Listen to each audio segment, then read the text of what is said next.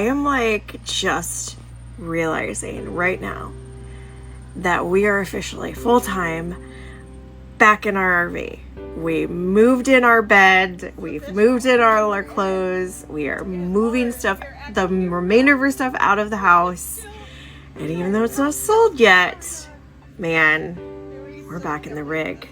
And even though we had a monstrous crazy weekend with the tailgate, and it was hard to even process the fact that we were back in it full time, and now that we're back at the campground and things have settled back down again, it's starting to sink in even more, and I'm just so freaking excited. This is the feeling, guys. Like, it takes a while for everything to settle in, and it also takes a while because even when you get settled in, you realize there's all new things that you got to figure out. But when freedom starts to sink in, you recognize it, you know it, and it's everything you wanted it to be. So I'm just starting to reflect on the process of the last couple of months and how exhausting it can be. And I'm sure at some point, you know, everybody has been through this or is going to go through this, if you're watching this, because you're interested probably in transitioning into a different lifestyle, and maybe that's full-time RV or some kind of nomadic lifestyle.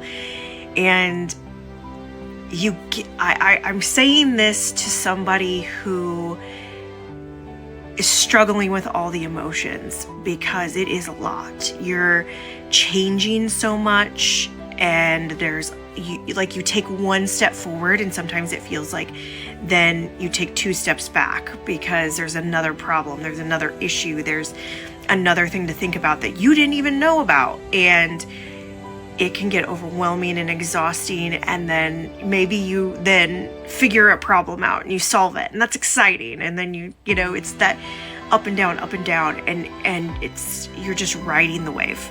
You're absolutely just riding the wave.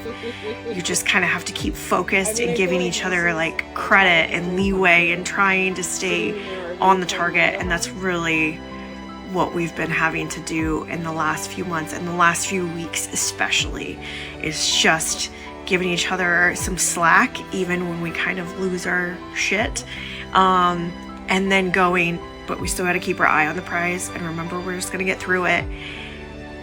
And I can tell you that it's worth it, because now that we're in it and I'm starting to relax again and remember what it's like. I mean, we're in the campground, and you know, the windows are open and I'm just working, and I feel so much better. Just feel so much better. So it is worth it.